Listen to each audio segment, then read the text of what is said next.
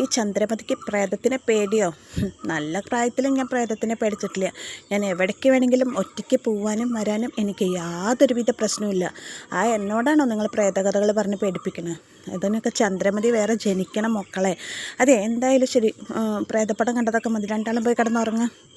കൂട്ടുകാരെ, ഇന്നത്തെ ചെമ്പനിർപ്പൂവിൻ്റെ കഥയാണ്.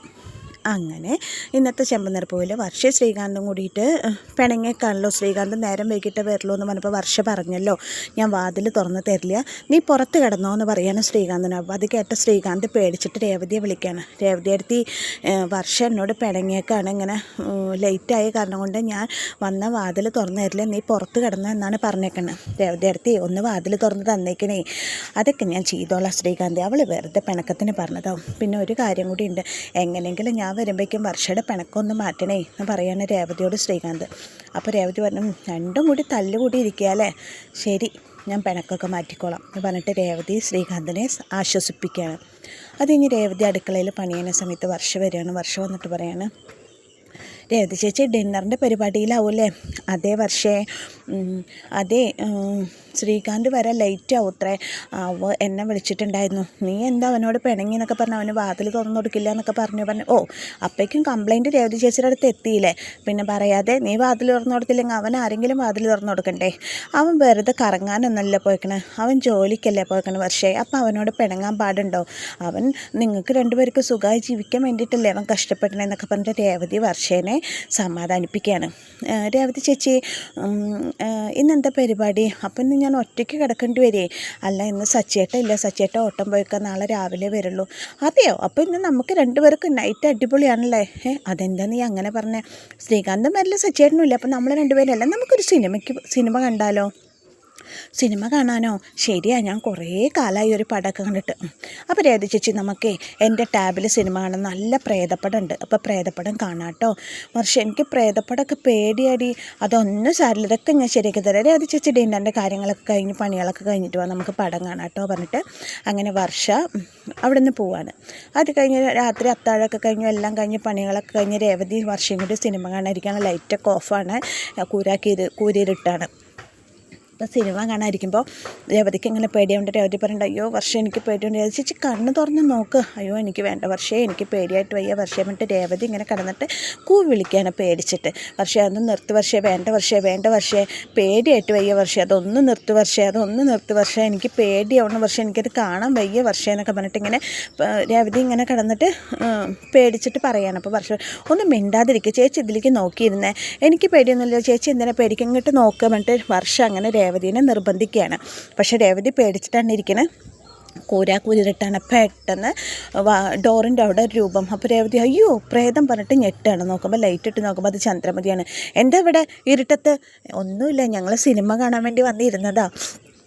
സിനിമ കാണാൻ വന്നിരിക്കേ? പ്രേതപ്പടം കാണാൻ വേണ്ടി ഞങ്ങൾ പ്രേതപ്പടം രാത്രി ലൈറ്റൊക്കെ ഇട്ട് ഓഫ് ചെയ്തിട്ട് ഈ കുട്ടിഭൂതാവില്ലേ ഇതിൻ്റെ കാരണക്കാരി ചോദിച്ചിട്ട് രേവതീനെ ചന്ദ്രമതി ദേഷ്യപ്പെടാണ്. അപ്പോൾ രേവതി പറയാം, ഞാനല്ല വർഷയെ കാണിച്ചു തരാമെന്ന് പറഞ്ഞു. വർഷ രാത്രി ലൈറ്റ് ഓഫ് ചെയ്തിട്ട് രണ്ടും കൂടി ഇരുന്ന് പ്രേതപ്പടം കാണാം. അങ്ങനെ പ്രേതപ്പടമൊക്കെ കണ്ട് രാത്രി ഇരിക്കണതിന് ചന്ദ്രമതി വഴക്ക് പറയണം. അപ്പം ചോദിക്കണം, ആൻറ്റിക്ക് പ്രേതത്തിന് പേടിയുണ്ടോ ചോദിക്കണ വർഷം. എനിക്കെന്തിനാ പേടി? എനിക്ക് ഒരു പേടിയില്ല പ്രേതത്തിന്. എൻ്റെ നല്ല പ്രായത്തിൽ ഞാൻ പ്രേതത്തിന് പേടിച്ചിട്ടില്ല. പിന്നെ എപ്പോൾ ഞാൻ ഏത് രാത്രി വേണമെങ്കിലും എവിടെ വേണമെങ്കിലും പോകും വരും ഒറ്റയ്ക്ക്. അങ്ങനെയൊന്നും ചന്ദ്രനെ പേടിപ്പിക്കാൻ ആർക്കും കുട്ടിയെ പറ്റില്ല. ഇത് ചന്ദ്രമതിയാണ്, അല്ലാതെ ഈ കുട്ടിബോധത്തിനെ പോലെ അല്ല എന്നൊക്കെ പറഞ്ഞിട്ട് അപ്പോഴും രേവതീനെ കളിയാക്കാണ്. എന്നിട്ട് പറയും, ലൈറ്റൊക്കെ ഓഫ് ചെയ്ത് രണ്ടുപേർ പോയി കിടന്നേ, മദ്യ സിനിമയൊക്കെ കണ്ടത് പറഞ്ഞിട്ട് ചന്ദ്രമതി അങ്ങനെ അവർ വഴക്ക് പറഞ്ഞിട്ട് ചന്ദ്രമതി തിരിച്ചു പോവാണ്. അപ്പോൾ വർഷയോട് പറഞ്ഞിട്ട് അത് വർഷം എടുത്ത് വയ്ക്കുക, നമുക്ക് പോയി കിടക്കാൻ. കണ്ടില്ലേ ഇപ്പോൾ ചീത്ത എനിക്ക് കേട്ടില്ലേ? ചേച്ചീൻ്റെ കുട്ടിബോധം വിളിച്ചൂല ആൻറ്റി. ഈ ആൻറ്റിയെ ഞാൻ എന്താ വേണ്ട, ഇവരുടെ ഈ സ്വഭാവത്തിനുണ്ടല്ലോ എന്നൊക്കെ പറഞ്ഞിട്ട് വർഷം ചണിക്ക് വേണ്ട വർഷേ, ഒന്നും വേണ്ട, ഇത് എനിക്ക് ശീലമല്ലേ, ഇതല്ല ഇതിലപ്പുറവും വിളി കേട്ടിട്ടുള്ളതല്ലേ ഞാൻ, നീ ഇപ്പം അതൊന്നും ശ്രദ്ധിക്കേണ്ട, വാ നമുക്ക് പോയി കിടക്കാം എന്ന് പറയാൻ രേവതി. ചേച്ചി കുറച്ച് നേരം വെയിറ്റ് ചെയ്യും, ഇവർ പറഞ്ഞതിന് ഇവർക്ക് പേടിയുണ്ടോ ഇല്ലെന്ന് നമുക്ക് ചെക്ക് ചെയ്യണം. പക്ഷേ വേണ്ട, അമ്മയോട് തൊട്ട് കളിക്കേണ്ട ആവശ്യമില്ലാത്ത കാര്യത്തിൽ നിൽക്കാതെ, ഇത് പിന്നീട് വലിയ പ്രശ്നമാവും. ചേച്ചി ഒന്നും മിണ്ടാതെ ഇരുന്നേ, ഞാനൊന്ന് നോക്കട്ടെ ഇത് പ്രശ്നമാവോ ഇല്ലേന്ന്. ഇപ്പം ശരിയാക്കി കൊടുക്കുക, ആൻറ്റിക്ക് പേടിയുണ്ടോ ഇല്ലെന്ന് തെളിയിച്ചിട്ടേ ഞാൻ ഉറങ്ങുള്ളൂ പറയാണ് വർഷ. അങ്ങനെ ചന്ദ്രമതിയൊക്കെ പോയി കിടന്നു. എല്ലാവരും ഉറങ്ങിക്കഴിഞ്ഞു. ആ സമയത്ത് വർഷ പെട്ടെന്ന് ചന്ദ്രയുടെ വാതിലിൻ്റെ അവിടെ നിന്നിട്ട് പൊട്ടിച്ചിരിക്കുകയാണ്. പൊട്ടിച്ചിരിക്കുമ്പോൾ ഈ പ്രേതച്ചിരി കേൾക്കുമ്പോൾ ചന്ദ്ര ആരാ ചിരിക്കണേ പറഞ്ഞിട്ട് ചന്ദ്രയ്ക്ക് പേടിയാവാണ്. അപ്പോൾ ഞാൻ പ്രേതാണ് പറയണ ചന്ദ്രയോട് വർഷ. ചന്ദ്രയെ വിളിക്കുകയാണ്. അപ്പോൾ എന്നെയാണല്ലോ വിളിക്കുന്നത് രവിയേട്ടാ, ഇത് എന്നെ ആരോ വിളിക്കുന്നു രവിയേട്ടാ, അത് നിൻ്റെ കുടുംബക്കാരാവും പറയണം ഉറക്കത്തിൽ രവി. രവിയേട്ടാ ഏതോ പ്രേതാണെന്ന് തോന്നുന്നു രവിയേട്ടാ. അതന്നെ ഞാൻ പറഞ്ഞ നിൻ്റെ കുടുംബക്കാരാവുമെന്ന്. നീ ഇല്ല അപ്പോൾ ഇവിടെ വേറെ ഏത് പ്രേതം വരാനാണ് ചന്ദ്രയെന്ന് ഇങ്ങനെ ഉറക്കത്തിൽ ചോദിച്ചിട്ട് രവീന്ദ്രൻ തിരിഞ്ഞു കിടക്കുകയാണ്. ആ സമയത്ത് ചന്ദ്ര ഈശ്വര ഇതാരാ അതെന്ന് പറഞ്ഞിട്ട് പേടിച്ച് വിറയ്ക്കുകയാണ്. അങ്ങനെ വർഷ പുറത്ത് നിന്നിട്ട് ഹ ഹ ഹ ഹ പറഞ്ഞിട്ട് ഇങ്ങനെ അട്ടഹസിച്ച് ചിരിക്കുകയാണ്. അട്ടഹസിച്ച് ചിരിക്കുന്ന കേൾക്കുമ്പോൾ ചന്ദ്ര ഇങ്ങനെ പുറത്തുനിന്ന് ഇങ്ങനെ ശബ്ദം കേൾക്കുമ്പോൾ ആരാ അത് ചോദിച്ചിട്ട് ചന്ദ്ര ഇങ്ങനെ ചോദിക്കുമ്പോൾ ചന്ദ്രേ ഇത് നിൻ്റെ വീടാണെന്ന് നീ പറഞ്ഞു അല്ലേ, ഇത് എൻ്റെ വീടാ പറയുമ്പോൾ അല്ല ഇത് എൻ്റെ വീടാ പറയാണ് ചന്ദ്രമതി.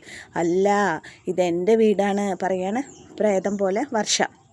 അപ്പോൾ രേവതി പറയണ്ട് വർഷേ വേണ്ട നിർത്തിക്കോ, നമുക്ക് പോവാം, വേണ്ട വർഷേ അമ്മ എഴുന്നേറ്റ് വന്ന് കണ്ട ഭയങ്കര പ്രശ്നമാവും എന്നൊക്കെ പറയുന്നുണ്ട്. ചേച്ചൊന്നും മിണ്ടാതിരുന്നേ പറയണ്ട. അപ്പോൾ വർഷ കേട്ടോ. അത് കഴിഞ്ഞ് ഈ സമയത്ത് സുധിയുടെ റൂമിൽ സുധിയും കേൾക്കുന്നുണ്ട് ഈ അട്ടഹാസവും പൊട്ടിച്ചീരിയും ചന്ദ്ര എന്നുള്ള വിളിയൊക്കെ. അപ്പോൾ സുധി എഴുന്നേറ്റിരിക്കുന്നുണ്ട് പേടിച്ചിട്ട്.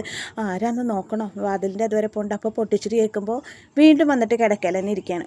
അപ്പോൾ സുധി ഇങ്ങനെ ആലോചിക്കും ദൈവമേ ഇതാരാ പ്രേതാണോ ഈശ്വര, തലയെ കൂടെ പുറപ്പെട്ട് മൂടാം എന്നൊക്കെ പറഞ്ഞിട്ട് ഇങ്ങനെ ശ്രുതി ഇങ്ങനെ പേടിച്ച് വരച്ചിട്ട് കുറേ ശ്രുതിനെ വിളിക്കും. ശ്രുതി എഴുന്നേക്ക് പറയുമ്പോൾ ശ്രുതി ഒന്നും എഴുന്നേക്കണില്ല, ഇതൊന്നും അറിഞ്ഞിട്ടില്ല. ഓ എന്തൊരു ഉറങ്ങണ പറഞ്ഞിട്ട് ശ്രുതി വീണ്ടും തലയെ കൂടെ പുറപ്പെട്ട് മൂടാണ്. അപ്പോൾ ചന്ദ്രൻ മെല്ലെ വന്നിട്ട് ചന്ദ്രേ എന്ന് വിളിക്കുന്ന സമയത്ത് ചന്ദ്രൻ മെല്ലെ വന്നിട്ട് വാതിൽ തുറന്ന് നോക്കാമെന്ന് വിചാരിച്ചിട്ട് ചന്ദ്രൻ ഇങ്ങനെ മെല്ലെ വന്ന് വാതിൽ തുറക്കാമെന്ന് വിചാരിക്കുകയാണ്. അപ്പോൾ പൊട്ടിച്ചിട്ട് കേൾക്കുമ്പോൾ ചന്ദ്രൻ വീണ്ടും അവിടെ പോയി കിടക്കുകയാണ്. എന്നിട്ട് രവീനെ വിളിച്ചിട്ട് പറയാണ് രവിയേട്ടാ ആരും ഉണ്ട് രവിയേട്ടാ എന്നൊക്കെ അങ്ങനെ പറയണേ. പക്ഷേ രവീന്ദ്ര എഴുന്നേക്കണമൊന്നുമില്ല.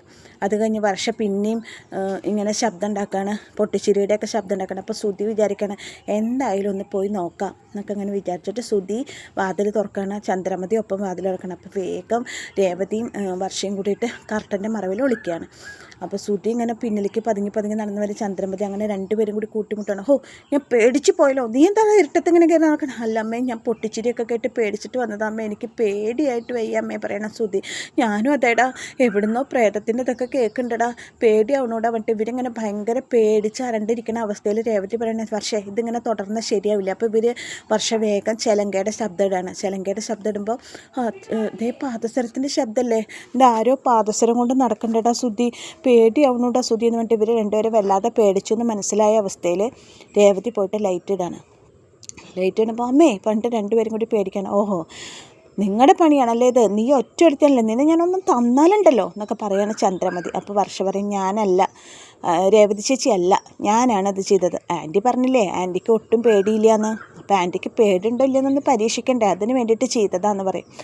ഇങ്ങനെയാണോ നിങ്ങൾ തമാശക്കളി കളിക്കണേ, നന്നായിട്ടുണ്ട്, കുറച്ച് കൂടുതലാവുന്നുണ്ട് എന്നൊക്കെ പറഞ്ഞിട്ട് രേവതീനെ നിൻ്റെ ബുദ്ധിയാവില്ല ഇതിൻ്റെ പിന്നിൽ, എന്നെ തകർക്കാൻ കിട്ടുന്ന ഒരവസരം നീ പാഴാക്കാറില്ലല്ലോ എന്നൊക്കെ പറഞ്ഞിട്ട് ചന്ദ്രമതി രേവതീനെ ശകാരിക്കണം. അപ്പോൾ രേവതി പറയും ഞാനല്ല അമ്മ. ഇപ്പോൾ വർഷ പറയും വെറുതെ ആൻറ്റി ചേച്ചിയെ ചീത്ത പറയണ്ട, ആൻറ്റി വലിയ ഡയലോഗ് അടിച്ചല്ലോ ആൻറ്റിക്ക് പേടിയൊന്നുമില്ല എന്ന്, എന്നാൽ ആൻറ്റിക്ക് പേടിയുണ്ടോ ഇല്ലയെന്നൊന്ന് അറിയണമല്ലോ, അതിന് വേണ്ടിയിട്ട് ഞാൻ ചെയ്തതാ എന്ന് പറഞ്ഞിട്ട് വർഷ ആ കുറ്റം വർഷ ചെയ്ത് തന്നെയാണെന്ന് സമ്മതിച്ചു കൊടുക്കണം. പിന്നെ ചന്ദ്രമതിക്ക് ഒന്നും പറയല്ല, വാടാ പറഞ്ഞിട്ട് സുധീനെയും കൂട്ടി ചന്ദ്രമതി പോയി കിടക്കാൻ തുടങ്ങണം. പെട്ടെന്ന് ഇങ്ങനെ തിരിഞ്ഞേക്കോ വർഷ ഹ പറഞ്ഞ് ചിരിക്കുകയാണ് സുധിയോട്. അപ്പോൾ സുധി പറയും വർഷ നീ എന്ത് പണിയാണ് കാണിച്ചത്, എനിക്ക് വല്ല അറ്റാക്കും വന്ന് ഞാൻ ചത്തുപോയാലോ, നീ എന്ത് ചെയ്യും, നീ എന്താ നിനക്ക് എന്താ ഇങ്ങനെയൊക്കെ പറ്റിയേ, ഞാൻ ഇതൊക്കെ കേട്ടിട്ട് വല്ല അറ്റാക്ക് വന്നാലേ പറയുമ്പോൾ ഹ പറഞ്ഞിട്ട് പിന്നെയും വർഷം ചിരിക്കുമ്പോൾ സുധി വേഗം അകത്തേക്ക് കയറിപ്പോവാണ് ദേഷ്യം വന്നിട്ട്. അപ്പോൾ രേവതി പറയും കണ്ടില്ലേ ഇപ്പോൾ കുറ്റം മുഴുവൻ എൻ്റെ തലയിലേക്കായില്ലേ, പോട്ടെ രേവതി ചേച്ചി അവർക്കൊരു ഡോസ് കൊടുത്തതല്ലേ എന്നൊക്കെ പറയും വർഷ. അത് കഴിഞ്ഞ് പിറ്റേ ദിവസമായി രേവതി ഇങ്ങനെ ആലോചിക്കുകയാണ്, സച്ചേട്ടനെ കാണാനില്ലല്ലോ എന്നിങ്ങനെ ആലോചിക്കുന്ന സമയത്ത് രേവതിയെ വിളിച്ചിട്ട് സച്ചി കയറി വരികയാണ്. നോക്കുമ്പോൾ ആകെ ക്ഷീണിച്ച അവസരമാണ്. സച്ചി വന്ന ഉടനെ സെറ്റിയിലിരിക്കുമ്പോൾ എന്താ സച്ചേട്ടാ കണ്ണ് മോക്കെ വല്ലാതിരിക്കണം, കണ്ണൊക്കെ വല്ലാണ്ട് ചുവന്നുണ്ടല്ലോ, ഇന്നലെ ഒരുപോലെ കണ്ണടച്ചിട്ടില്ലേ രേവതി. സച്ചേട്ടാ ഭയങ്കര കണ്ണ് തുറന്ന് തന്നെ ഇങ്ങനെ വണ്ടി ഓടിക്കണമായിരുന്നു, റോഡ് സൈഡിൽ എവിടെയെങ്കിലും വണ്ടി നിർത്തിയിട്ടിട്ട് ഇത്തിരി നേരം കിടക്കായിരുന്നില്ലേ, യാത്രക്കാരെ വണ്ടിയിൽ വെച്ചിട്ട് എങ്ങനെ കിടന്നുറങ്ങാൻ രേവതി, അത് നമ്മൾ ചെയ്യുന്നത് ശരിയല്ലല്ലോ പറയണം. എന്നിട്ട് സച്ചി വേഗം സച്ചിയുടെ ഓട്ടത്തിൻ്റെ പൈസയും കാർത്തിക്ക് തന്ന പൈസ പറഞ്ഞിട്ട് പൈസയൊക്കെ രേവതീനെ ഏൽപ്പിക്കുകയാണ്. അപ്പോൾ പറയും ചേട്ടാ അങ്ങനെ ഉറക്കം വെച്ച് വർക്ക് ചെയ്യണത് അത്ര ആരോഗ്യത്തിന് നല്ലതൊന്നല്ല, എന്താ ചെയ്യുക, നമുക്ക് എത്രയും പെട്ടെന്ന് മുകളിൽ റൂം കെട്ടണ്ടേ എന്ന് ചോദിക്കുമ്പോൾ രേവതി ഇങ്ങനെ അത് ആലോചിക്കുകയാണ്. അപ്പോൾ സച്ചിയുടെ കഷ്ടപ്പാട് രേവതിക്ക് മനസ്സിലാവുന്നുണ്ട്, രേവതിക്ക് അതിൻ്റെ വലിപ്പം മനസ്സിലാവുന്നുണ്ട്. അപ്പോൾ രേവതി സച്ചിനെ അങ്ങനെ നോക്കുമ്പോൾ രേവതിക്ക് വളരെ സങ്കടമാണ്, കാരണം സച്ചി ഒരുപാട് കഷ്ടപ്പെട്ടിട്ടുണ്ടെന്ന് രേവതിക്ക് അറിയാം. അങ്ങനെ ആ ഒരു ഇമോഷണൽ ക്ലൈമാക്സിലാണ് ഇന്നത്തെ എപ്പിസോഡ് അവസാനിക്കുന്നത്. അപ്പോൾ ശരിക്കും പറയാച്ച ചന്ദ്രമതി വലിയ ഡയലോഗ് അടിച്ച ചന്ദ്രമതിക്ക് ഇന്ന് വലിയൊരു അടിയാണ് വർഷ കൊടുത്തത്. അതുപോലെ തന്നെ ഒരുപാട് ടയേർഡാണെന്ന് സച്ചി വന്നിരിക്കുമ്പോൾ തന്നെ നമുക്കും മനസ്സിലാവും. ഒരു കുടുംബം കെട്ടിപ്പടുക്കാനുള്ള സ്വപ്നത്തിലാണ് സച്ചി രേവതിയും. നമുക്കും അവരുടെ കൂടെ കൂടാം. അപ്പോൾ എല്ലാ കൂട്ടുകാർക്കും താങ്ക്